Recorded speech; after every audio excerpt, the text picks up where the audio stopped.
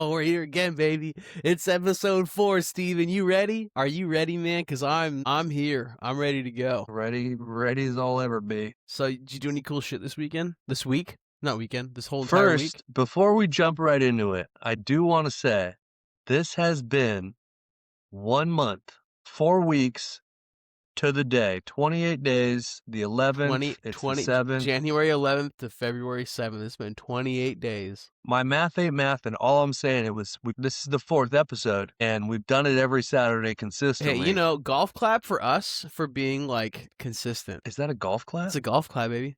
What is Can you this hear it? one? 4 weeks, bro. I know, man. 4 weeks. You know what I really, more than anything, I'm stoked because this is fucking fun. I'm having fun. I'm having a blast. You know what I mean? Like, it feels natural, and whether people are fucking into it or not, it doesn't really matter to me because I'm having a fucking good time. And believe it or not, some people, we've gotten some pretty positive feedback. Not in the comments because motherfuckers just aren't commenting. Hey, you know what? We got Send one some person fucking comments, motherfuckers. It's fine. It's fine. No. I'm laying it down right now, Jesse. It's not fine. If you're fucking watching this video, comment, like, subscribe. I fucking said it. Do it. Oh, God. Are we influencers now? We're asking people to comment, like, and subscribe? Don't be a little fucking watcher and just, I'm going to watch and not fucking say anything. You've got thoughts. Yeah. Say something. Yeah. And I will fucking... And if we're going to achieve our dream of monetizing, we're going to need that. Come on. Yeah. Come on. Fucking well, say dude, something. Hey, Share before we dive into your week, check it out. It's the So Down Podcast, the first t-shirt. It's super basic. Beautiful. It works. It's not basic, bro. It's sick. I know. I ChatGPT'd the image myself. I was very proud of myself. You should be. I know. I know. But dope. I'll be getting yours. I'll be getting yours to you. Hopefully, it was planning tomorrow, but I don't know. We'll see. Oh yeah, fuck. With my daughter projectile vomiting all over her room tonight, that may not happen, but that's okay. Yeah, I mean, that's fine. It happens. It's cool. I feel like that's. Hey man, the kids, part of life. The kids come first. It is part of life, and honest to God, man, like she woke us up at 3 this morning, and then at 5, and then at 7:30. I mean, she was pretty okay all day, but kids come first, man. The kids, the child. The comes first reaction when you said that, obviously, is I hope your daughter's okay. But then I was like, fuck, I've got so much fucking carne asada. I know, I feel so bad, dude. It's not a bad problem to have. Don't feel bad because I'm like, fuck, what am I going to meal prep this week? I'm going to make chicken and fucking this and that. No, you're going to have carne asada. If you don't end up coming tomorrow, I'm going to be eating fucking carne asada, rice, black beans, fucking pico de gallo all week. I'm going to be Sabrina told me, she was like, hey, if you still want to go to Steven's tomorrow, you can. I'll stay home with the child. And I was like, first of all, no. Absolutely not. Do you know how much I would be in the doghouse all week? That's one of those things they say that's like, I'm fine. You're not fine. You're not fine. No, not at all. Are you okay? Yeah, I'm fine. Like, no. That's a trick. It's like have you ever seen the show Swamp People? Yes. It's like a trap, bro. It's like a trap because they're putting that bait out, and if you fucking bite, bro, they're going to pull you up to the boat and shoot you in the head. Yeah. Metaphorically. Well, I mean, sometimes I feel like there's the possibility, right? I mean, okay, before we jump in, because this is really we're already jumped in, bro. Fuck that. I know. We're well past it. All right, what's up? So in my house, I've got, and this may sound weird to some people, but we don't have kids, so we can do this. You have pictures of titties everywhere. Well, those are antiques. Those are from the Vietnam War. That's another story we're gonna have to get into at some point. It's a good story. Yeah. But I've got weapons all over the place, right? I've got knives stashed, fucking right next to my front door. I've got a K-bar, which is Yeah, military grade. Fucking marine knife. I've got an axe under the coffee table. Sounds crazy. You have an axe what kind of axe do you have under the coffee table, dude? Just some axe that okay, but is it like a woodcutter's axe? Is it like a medieval battle axe, like a phalanx? It's a hatchet. No. It's a hatchet. A hatchet and an axe are very different. Okay, look at me. I love medieval. You're like, I have an axe under the table, and my brain thinks of somebody with a pole axe that's like 6 feet long. And I was like, Steven, you did not have an axe under the coffee table, and I was there. That I would have one seen is it. right outside the garage door in case there's a threat at the outside door. Okay. Regardless, I've got weapons everywhere, right? Next to my bed, I've got this little bat So I'm cleaning the room one day, right?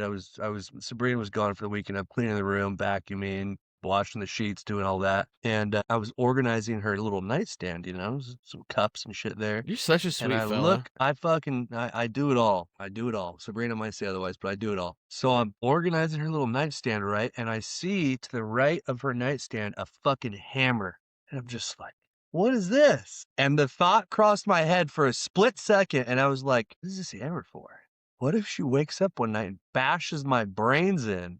Obviously not going to happen, right? So she comes home later and I said, babe, what's the hammer for? And she goes, well, you travel. So if somebody comes into the house, I can grab the hammer and bash their head in. And I was like, dude, no. She's turned into me, bro. No, she's got weapons stashed now. My Sabrina, I don't know. Well, she could have a hammer. I guess I don't know. But she's got the same thought process, man. You're gone all the time because you travel. So this is how I'd handle the situation. I mean, hey, well, A+ to be prepared. She's turned into me. But I now have a big question for you. And I'm diving right into the so down game because you said that your Sabrina would disagree, but that you do a lot. So are you down to see yourself the way others see you? That's a good question. Or do you want to just live in your own bubble where you do everything?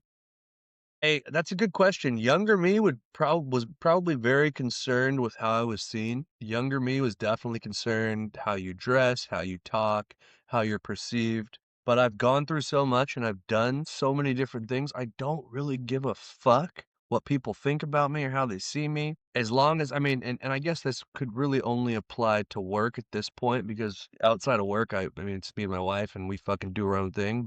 Clients, I guess that matters how they perceive me because I'm selling, right? I want them to perceive me as knowledgeable and respectful and funny, charming, good looking, all of those things. But if it's just like fucking people, I don't give a fuck what anybody thinks about me anymore. We talked a few podcasts ago about people in the office, throwing little jabs about diet or this or that. It doesn't bother me. It doesn't faze me. Hey, if nobody picks on you, nobody likes you. Whatever they say bounces off me and sticks to those motherfuckers. It's true. So, Steve, and I just want to remind you that if nobody picks on you, nobody likes you. And we pick on you. I'm aware of that. We pick on you a lot. So just understand that we like you, okay? That's the thing, though. I know it's just playful. And I know that, if people are making jokes, I get it. I would tell my staff when I was managing the same fucking thing. They're like, oh, you're always picking on me. And I'm like, if I'm picking on you, it means that I like you. If I'm writing you up, then you suck. But if I'm just picking on you and making jokes, I like you. I'm not going to pick on somebody I dislike because then they're going to report me to HR and then I'll probably get fired. That's fair. So last week you asked me if I'd be down to fight my clone. And yes, my question is still, I'd fuck that motherfucker up. But would you be down to meet the version of yourself that made better choices? Yeah. Yeah? I would. Actually, no. No, I wouldn't. You don't want to see 38-year-old CEO Steven that's just living his best life on a yacht? Dude, no, I wouldn't because I've had so many good jobs, bro. I was a corporate chef at fucking 26, regional chef in LA, doing great. And to be completely honest, I was overworked, but I was also overdrink. I was 26 working with, mid, late 40s, early 40s, mid 40s industry professionals. So they were like past the part of like getting wasted, but they still drank heavily, but they were able to control it and they were also wealthy and owned homes. Professionals, yeah, we get it. I was living in a fucking studio apartment in Koreatown, so they were like, hey, let's go out and get some drinks. And I was young, like, let's go out and get some drinks. Bro, we were fucking scouting a restaurant in Brooklyn, right? For Umami Burger. Yeah. And we're walking around the city, we're taking subways, and every fucking bar they see, they would go in and they were ordering Kettle Rocks. Kettle One rocks, right? And they were like, Steve, you want a drink? And I'm like, yeah, I'll do a Kettle Rocks too, right?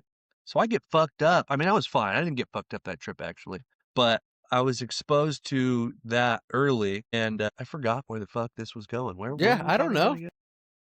You had great jobs, but you were going with it. Oh, I was letting you soapbox. You know what I mean? I was letting you get up. But what was the question, though? What was the question? Oh, my God. I got to find it again. Were you down to meet the version of you that made better choices? So that's where it started. That was the first job. That's where we were going. And if I would have never drank and been like, no, I'm good, I don't drink, and just stayed on the straightened path and didn't fucking do anything that I did over all the years and all the crazy things I did, I would definitely be in a different place. And I don't know that I would want to see, because then you might develop like a stigma or regret or resent regret your decisions. And I don't know that I would want to see that. I'd Yeah. want to know when I die, but I don't think I would want to see where I would be if you made all the right choices.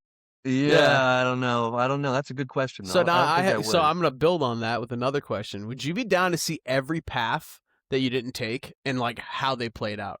So let's say you had an opportunity and you were like, "Oh, I'm not gonna do that." No? I think if you answer yes to that, that means that you're not happy where you're at, and even though things are not perfect, That's fair. Yeah. you would regret. I mean, are any of us really happy with where we're at, though? Like, broad sense. It depends on how you look at it. That's a stoic. There could be some real stoicism mixed in. Yeah, you're a real stoic guy, so I'm a super stoic guy. Stoic guy. And I've been reading more of my book, but it's not Marcus Anthony. Oh, it's Marcus Aurelius. God damn it! I did it. Look at you. You're like, oh, I love the Gladiator, Marcus Anthony. Get the fuck out of here. Marcus Aurelius. Hey, man. You didn't even know. Hey, man. Hey, no, you didn't even know. Hey, I got Maximus from Gladiator and Marcus Aurelius mixed up. If you can I knew tell they were me both Maximus's full name, I'll give you $1. I'll Venmo you $1. You don't. No, don't be fucking typing, bro. I don't know. My name is Maximus Decimus Meridius, right? Maximus Decimus Meridius. Just husband to a murdered wife, father to a murdered son. Okay, Russell Crowe. General to a murdered emperor. It's a fucking epic movie, dude. All right, so now I have I got one last question for you to segue away from my embarrassment that I don't know Gladiator very well. Would you be down to find out and to learn that you're not as good of a person as you think you are? I'm fully aware of that. I wouldn't have to learn anything. I think I'm great, but I know that I'm not, because I'm weird. Like, I'm nicer to people that are not the greatest people. Like, so humble. I'm nicer to. No. It's 100% true. Like, I gravitate towards people that are not like super popular or super cool or super. Is that why you're my friend? No, I'm your friend because we're very much alike. We're like, dude, bro. This is why we started a podcast together. Uncanny. Like, we're different in certain ways, but we're very, very fucking similar. But I like different people. I like people that are different. Not to say that I like scumbags, but I like people that are different, and I like making connections with people that are different than me. Right. Maybe quiet people. I love, in my managing days, I love people that are quiet, and I love being able to make them come out of their shells and like make them fit in. You know what I mean? Like, it's for me, it's just helping people, developing people, giving people confidence. Professionally, it's like, if you're able to instill a sense of pride in your employees, this might be a job they're working, on their way to their careers. But if you can teach them and get them to take whatever you're doing or whatever you're managing seriously. Can you put your phone on silent? I'm going to put it on silent. You're going to be a dick to me on episode 1 on a pilot. I'm going to be a dick to you now on episode 4, 28 days later. Fucking Sabrina, I said, mystery question, ? And she says, go ahead with a question mark. And I'm like, for the podcast. Like, come on, bro. You can't post that. She's going to be like, you don't fucking post that.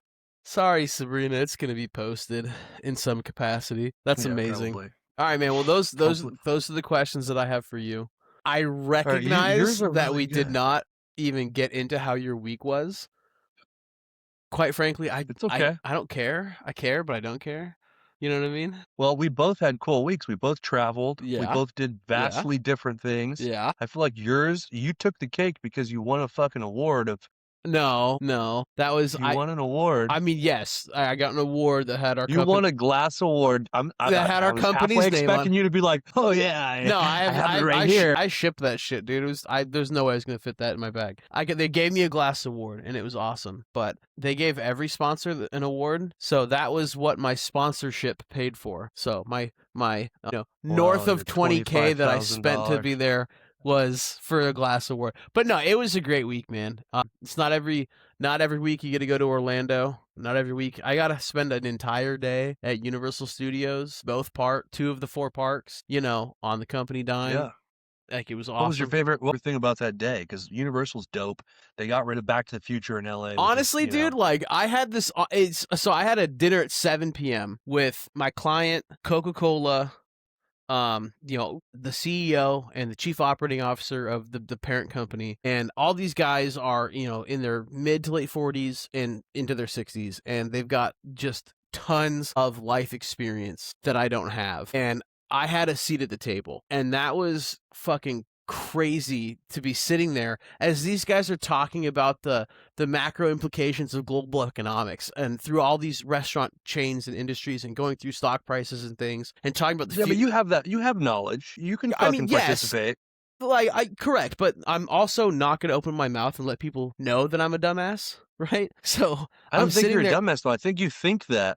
No, but at the same time, but you're really not. You're a smart dude. Correct, and I appreciate that, but it's a very high-level conversation where the best contribution I can have in that situation is I got two options. I can insert myself, and everybody can be like, oh, this guy doesn't know what the fuck he's talking about, because I don't have a lot of knowledge on global economics and what the fuck's going on in Germany and how it's impacting supply chain in America. I don't. Yeah. And then, I'm also not going to insert myself, you know what I mean? And so I waited to be asked questions, and when I spoke, one of the guys that was there, he invented fiber optics. Yeah, like fiber optic cabling. His company in the late 90s invented that, and he sold his shares for, 9 figures. And now he's a franchisee. No, he's not. He's not a franchisee. That's the crazy part. This dude has a venture capital firm and does all this other stuff. And, they're talking about all these things, and I'm talking to him afterwards. He's like, dude, the couple times that you spoke after that dinner, when everybody's on the table talking about stuff, it's like everybody hung on to every word that you said. And I was like, okay, well, I had the worst imposter syndrome, because here I am, 33-year-old me, in my bright orange shirt with my green and orange blazer, just, chilling. Your fucking bright clothes, bro. Oh, I gotta stand out. That's gotta stand out. Yeah, absolutely. That's your call sign. Look, man, I'm in sales, and I have to sell myself. You sell yourself before you sell the product every day, right? When somebody's like, sell the pen. 100%. If someone tells you, hey, sell me this pen, you never talk about the pen, right? You gotta sell them on who you are and why they need to work with you, because it's all based on partnership and relationship. So what's the best way to stand out? For me, it's matching what I'm wearing to my personality. And I have a loud, boisterous personality, so I'm going to wear some loud fucking clothes. You know what I mean? And that's why you have a pink and white splatter paint hat. That's and I wore it, hat, bro. I wore it during this conference, man. And I had that paint splatter, quarter zip, right? And people are like, "What's Shankit Golf?" Oh, dude, it's this golf brand. They're fucking incredible. I love them. They're my favorite. How many people did you tell that you were sponsored by Shankit Golf? And don't fucking lie to me. I didn't tell anybody I was sponsored by them. I didn't have the balls. That's good. I didn't read the room and say, "Hey, I'm a brand ambassador for this golf company. You need to go do that." Because I don't know. It's just hard for me to sell like that. To sell that, you know what I mean? Because it's more marketing than it is. And I don't know. That's not my jam. Well, to speak to what you just said, remember when we went to that corporate office in San Diego, and I was training, and it was with all the fucking big wigs. Yeah. And I just was there to view and watch, and that was my meeting. The same thing. Well, 100% was your meeting. I was fucking training, right? I was just there to tag along. No, I mean, like, I ran that there was entire a question. It was weird. Every time there was a question, they looked to you, and you had the answers, and you ran that meeting. And I was like, this guy's not just some dork. No, that's the secret. I am some dork. You know what I mean? That's the secret, so man. Am I. Cheers. But no, cheers, in buddy. all seriousness, I'll drink to that. In all seriousness, I was like, I remember afterwards, I was like, dude, you fucking killed it, bro. Like, you did really well, so that you're good at that. And that's part of being a good salesman, is fucking selling and knowing your product and knowing your audience. And I think you got it, dude. Thanks, buddy. Now I'm you fucking dodged my question. What was your favorite part of Universal Studios? Oh shit. Day drinking. On the company tab. Butterbeer? No, we didn't. You didn't have no butterbeers in Harry Potter too? I didn't. We weren't feeling that way.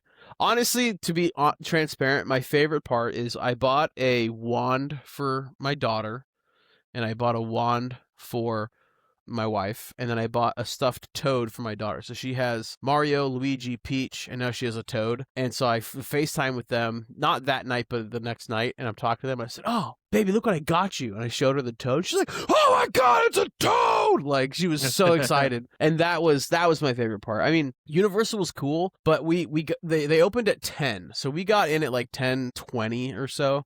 Cause like I landed at like 7:30 the night before, and Francesca landed at like 11, and so like I was like, hey, they open at 10, so we met at like 9:40, got coffee, and then took the water taxi to the park. Did you have Taco Bell before? I mean, the night before, did you have Taco Bell? No, I had Qdoba the night before. Come on, man. We don't have Qdoba near us. Hey, shout out Qdoba. That food is amazing. Free queso and free guac, Qdoba's man. Bomb. I like Qdoba better than fucking Chipotle's awful. Chipotle's awful. I wouldn't say that, but I would say that Qdoba has more bold flavors. Correct. Their flavors are bolder, and they have pickled onions. Yeah, and they have pickled jalapenos too, and they're freaking flawless. And pickled jalapenos fuck me up. Well, I mean, you're 38, so queso fucks me up. Well, you're 38, so you also hold on, time out. You're lactose intolerant. You shouldn't have the queso anyway. I'm lactose. Not that you give a shit. You eat an entire pizza in a sitting, bro. If I eat cheese and spicy food, my butthole is in jeopardy. Hey, let me ask you this though. So 3 weeks ago, a few weeks ago, you ate an entire pizza. Last week, you ate 9 tacos in one sitting.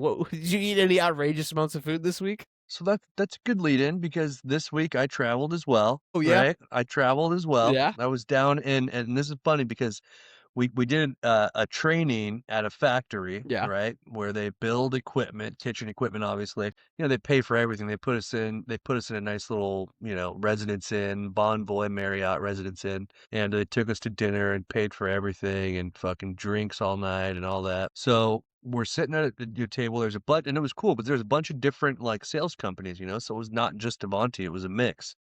And you outsold all of them, sir. I did. We're going to get to that, but I would have kicked your ass, but that's okay. You can't fucking fuck you. You can't fucking successfully diet on one of these trips because you're there in the factory. There's kitchens, there's chefs. They're fucking cooking all your meals. You're locked in the factory. You just have to minimize how much you eat at each sitting. And I didn't do bad. Yeah, you're gonna eat. But there was dairy. Yeah, you're gonna eat breakfast like you normally would, whatever that is. But then you're gonna be in the factory and you're gonna have something to eat like at every station, or like every meal will have a million things. And like when we were in Dallas last year, it was the same thing. It was like I just had to limit how much I'm eating every time we eat, because we ate what, like 6 times a day? Yeah, I didn't limit shit. You're talking about the Mick, right? Yeah. Well, you weren't dieting at the Mick. I didn't. No, I wasn't at all. No, you were the push-up king at the Mick, though, and I made sure you got an award for that shit. Your face was so red. I can't fucking find my award. You bro. lost I wasn't embarrassed your at all. award? No, my wife fucking organized the house, and now it's she hates it because it's taped. It's taped on it, but it's okay. It doesn't matter. That makes it even better, bro. It's rustic. Rustic. So diet I didn't break the diet, but the first night we were there, we went to a place called Luna Modern Kitchen. It's like Mexican. It was in Corona, which was weird, which is the start of the story. It's literally super known for their food, but okay. No, not at all. Obviously. I mean, yeah, they have nice restaurants. No, they actually have really nice restaurants, but it was in Corona. The factory is literally right down the street from where I grew up, so that was kind of weird, but it was also cool. I ate non-diet food, but I didn't fucking gorge myself. Well, yeah. I haven't stepped on the scale yet. I'm scared. But it was a fun trip. You look like you put on 2 or 3 pounds. You see what I did there? Yeah. You take my normal neck, stretch it out. You know what I did do? The biggest thing is because I normally, I drink when we have these podcasts, have a few Michelobs, but these things also come with socializing and drinking. And I didn't drink a lot, but I drank. And I think drinking fucking swells my face, swells me up a little bit. But it was cool. We did some competitions. We fucking sat in the classroom/kitchen for 8 hours. And afterwards, and this is a funny story, afterwards, there was a slam dunk contest, right? They had this like kids fucking basketball hoop with a ball, and everyone was like, "Oh, Steven, you should do it." And I'm like, "What the fuck? I fucking suck at sports. I don't want to do this shit." And I'm sitting next to our guy, right? And he's Mr. Carolina 6'3", Panthers training camp invitee. Yeah, he's 6'3", fucking 240, 220, 240, fucking huge, bro. Solid fucking athlete. And I'm like, this motherfucker's a collegiate athlete. Like, he's doing the slam dunk contest. And then he was like, okay, cool. So we decided on him.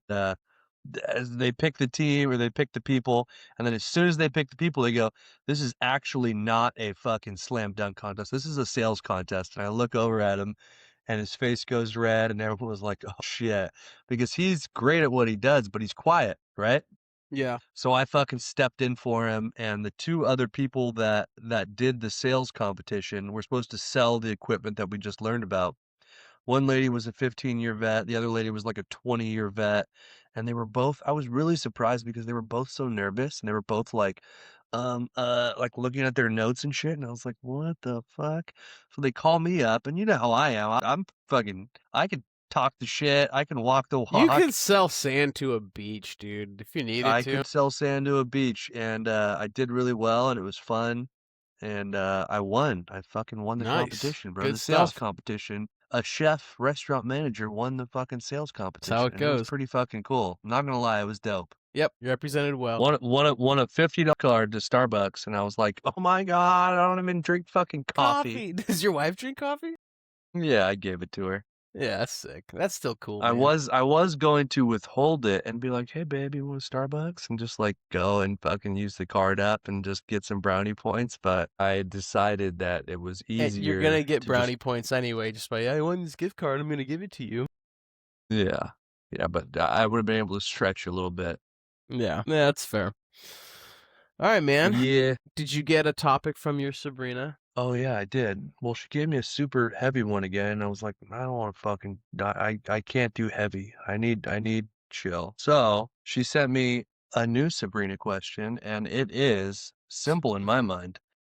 Are you ready? Okay, I'm ready. Would you rather live in a world where it's all men or all women? And you have to weigh this because it's not just all women. It's like you just bang all the chicks. Hey, get out of my mind. I would rather. It's a tough one. It is a tough one, but I would rather live in a world that's all women. As crazy as that might sound, you know, my team at work is all women, all great women. I started working there with all women. Yeah, but that's different. That's different. But you can't think about work. No. But the whole world. The whole world is all women, and that's fine, you know. And respectfully, with women, there's a lot of confrontation behind the scenes, not necessarily up front. And so, like, my thing, if the world was all men, it would not be very different to how it already is. Except there would be no women. Except there'd be no women. And the world we live in fucking sucks. America is tough to live in. California is tough to live in. The world is tough to live in. So I feel like it'd be pretty fucking easy. Okay, Mr. Pretty easy. Everyone's like, "Oh, it's so hard. It's so hard." Look, every fucking day we live is easier than the last. There's more technology. There's more fucking everything. It's easy to live. You just gotta turn off the fucking internet. Yeah, but I would choose to live in a world with all women because I feel from a global perspective, there would be a different level of collaboration and communication than we're already having, where I think the extremisms would be very different. Hey, man, you can totally be a misogynist if you want to be a misogynist. I can see. Stop. Get that out of here.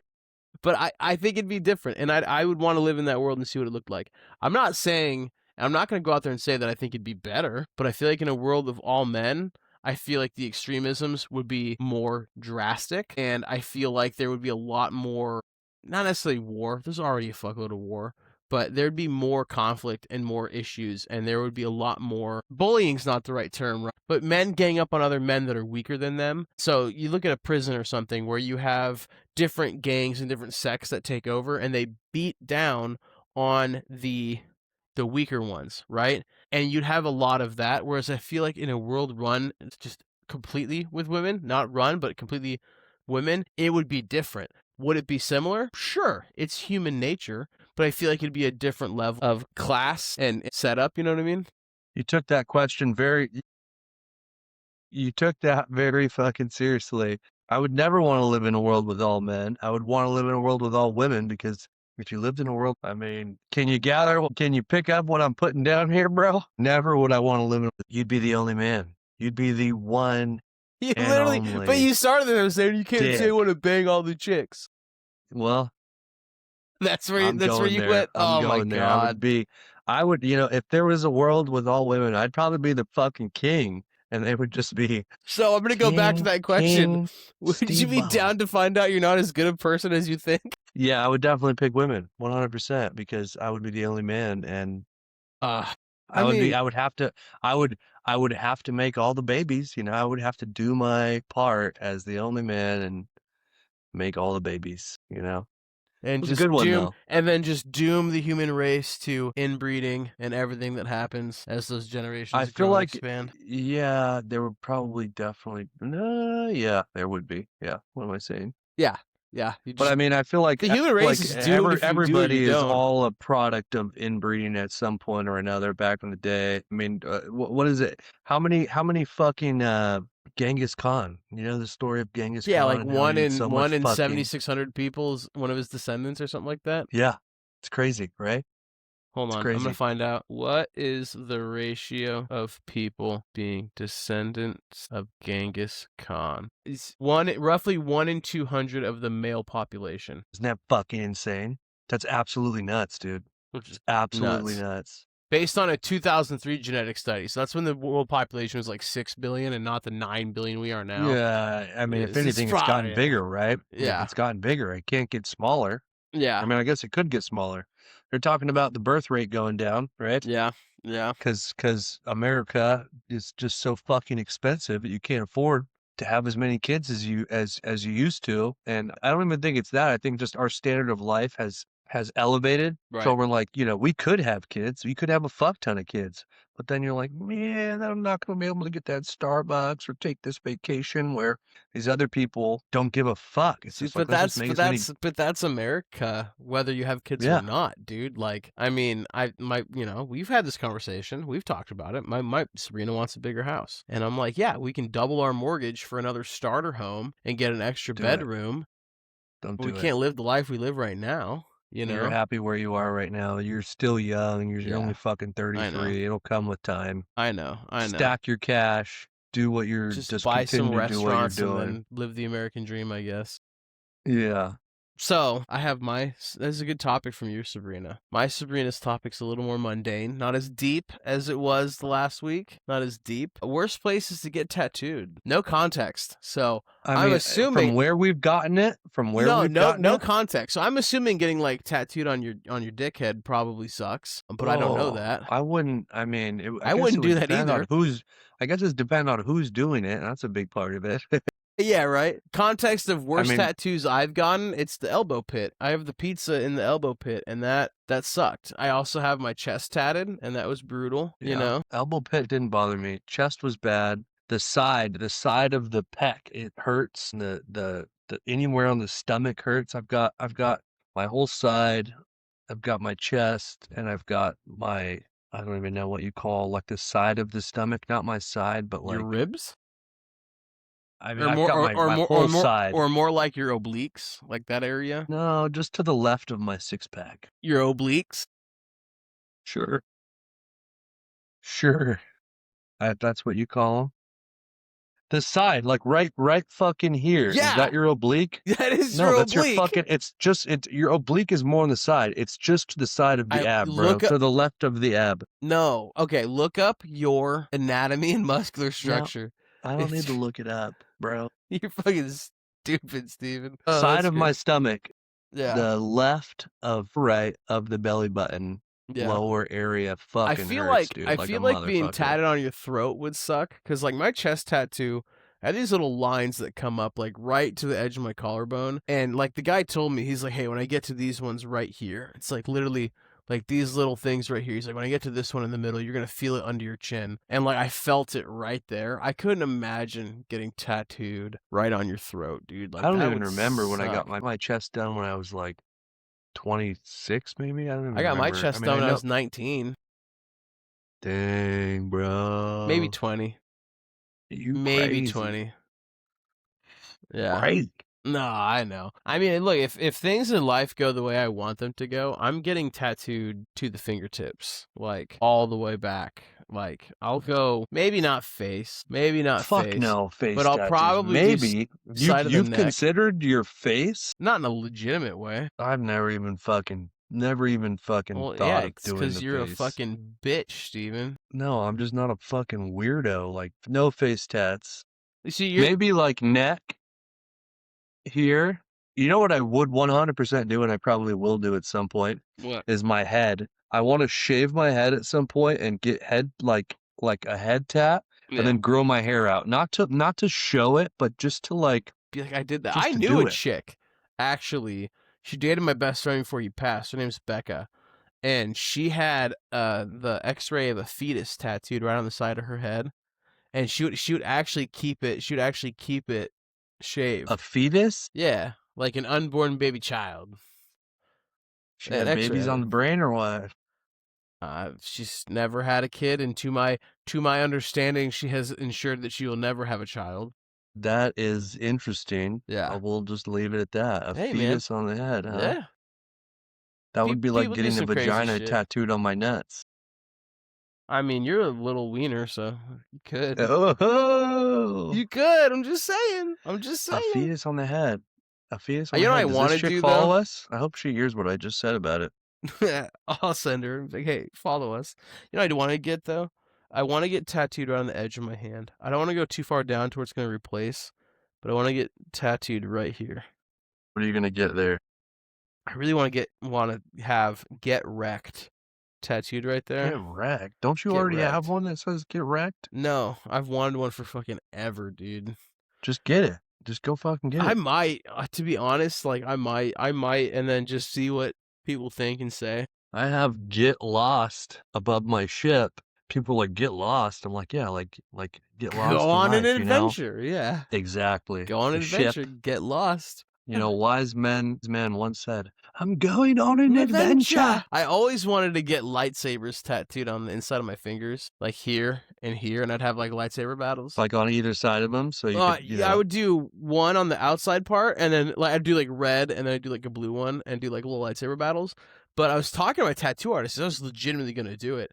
And he was like, dude, he's like, I'll do it if you want me to do it. He's like, but that will replace, and the skin will have on. You'll have to touch it up every year and a half or so. And I was like, I don't know if I'm that on the side of the fingers because you're constantly exactly, rubbing. And grabbing things and touching, just like, you know, your palm of your hand, it gets constantly worn down and gripped and moved. So yeah, I would probably do the fronts. Yeah, I want to do the hands as well, but I think I don't know. I want to start working more on my torso, and I still have a shoulder that I haven't done. Yeah. Check this one out. There was one part of the shoulder. See that little nip popping out there? You see that little titty right there? Hey, girl.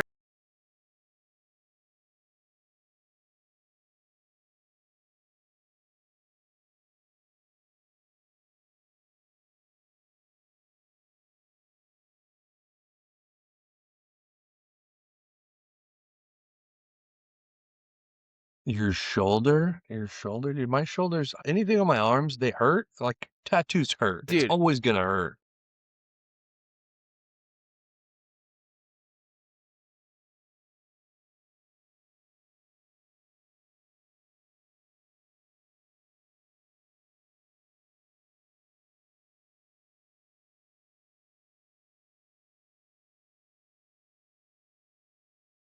Yeah, fucking A.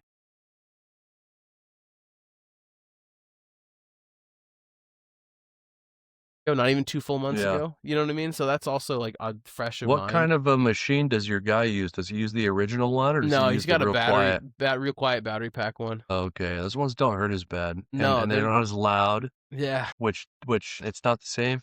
You know, I've gotten not the same. Lots of tattoos with all those of these ones. So like my heart that says haters, my little panther head, the tree, the rose, a bunch of the ones on this arm were done by an apprentice that was using one of those old school machines with the loud. Yeah, it's a rotary. I think it's called the rotary. Don't quote me on that because I don't know. I'm telling you what though, man. Like when that tattoo machine gets going, like the old school ones, the rotary ones, I get get goosebumps. You know, I'm like, I love it, dude. I'm getting ready to go, dude. I'm getting ready to go. All the guys, or most of the guys at Royal Peacock use the old machines. It's sick. It's sick. I have a buddy, John Morgan. He's the one that sent us the question last week. He has this whole back done. It's like this galactic Egyptian thing. I think I saw him. I think I creeped his page and saw he's got like a big old back. Big old back piece. And I remember talking to him about it. He's like, bro, a few hours of pain for a lifetime of memories and everything. He's like, that's exactly why I do it. And I'm like, dude, you just personified the itch behind getting tattoos so much more than I ever could. You know what I mean? Because like, it's funny because I was just talking to my mom about this, and she's like talking about tattoos, and she's like, "Oh, Steven, you get another tattoo, blah blah blah." She's like, "Why do you do it?" And I'm like, honestly, it's not so much about the tattoo; it's more about stamping a part of your life. Like tattoo. Every time I get tattooed, I feel better. Right. Like if I'm like feeling down 100%. or feeling stressed, and then I get a tattoo, I feel better for months. Yeah, I absolutely agree with you. And it's kind of like a timestamp of like a part of your life. Mm-hmm. Because I can look at all of my tattoos and they don't all mean something, but I can remember the time when I got them. Right. And I feel like that is why I like it. It's like a story. Like each tattoo is a chapter. You know what I mean? Like it's kind of cool in that way. And I fucking love them. I'm gonna keep getting them. I've always tried to get tattoos like either after I've accomplished something or if I've had an era, just difficulty, like whatever that personifies as. And when I feel like I'm upswinging out of it, that's when I'll get the tattoo and I'll seal that chapter shut. And now it's done, it's over with, it's good, and move on. You know what I mean? Yeah. But you know, 100%. after I got my chest tatted, I did go several years without getting another tattoo because it was brutal. But then my dad got diagnosed with cancer, so I have the lymphoma ribbon, lymphoma cancer awareness ribbon. It says "Speaking words of wisdom, let it be." I got that one done, and after I got that one done, this is the first one I did in a professional shop. Not did you make that quote yourself? Speaking words of wisdom, let it be. The Beatles. Yeah, it sounds. I know it is. God.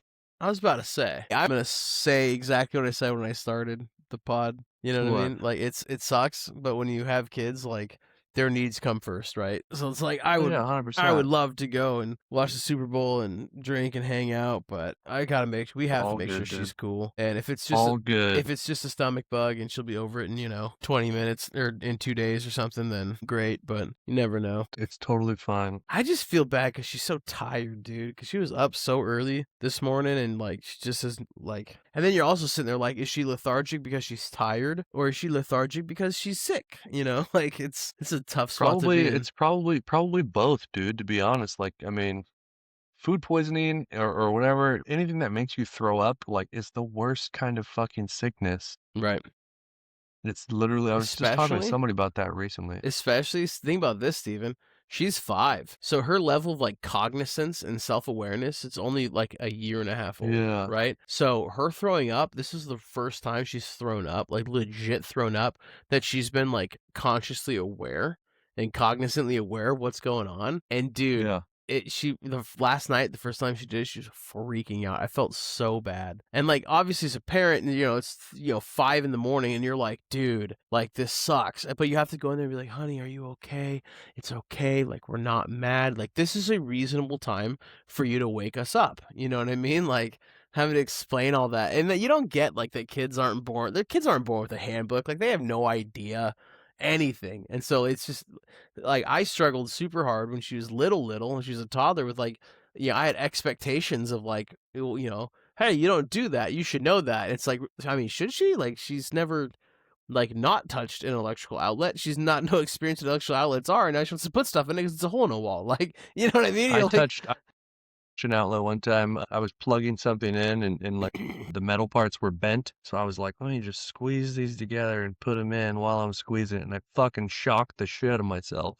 I remember I like ran outside. My dad was working on his boat and like I ran into the garage. I was like, Dad, I fucking shocked myself. And he was like, how'd you do that? And I was like, well, I was trying to squeeze the metal parts together and put it in. And he was like, you're an idiot. He's like, you can't do that. And I was like, well, now I know. How am I supposed to know? Yeah, no, exactly. Now I know. Exactly. It's pretty funny though. Yeah, watching, like yesterday, she really wanted to build a house. And like, I'm not going to build a house. So she's like, Dad, get a box. So we have the t-shirt business, right? So we have a ton of boxes and shit out there.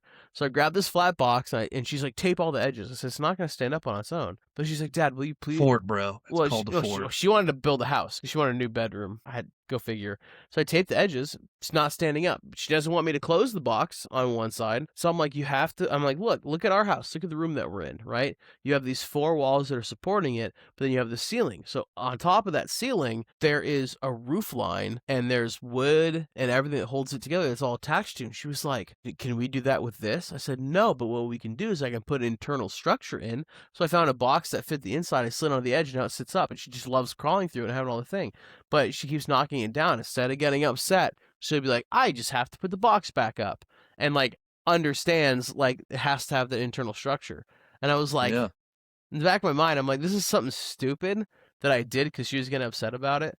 But like, she learned something. You know what I mean? Like, I was like, okay, all right, I'll take that.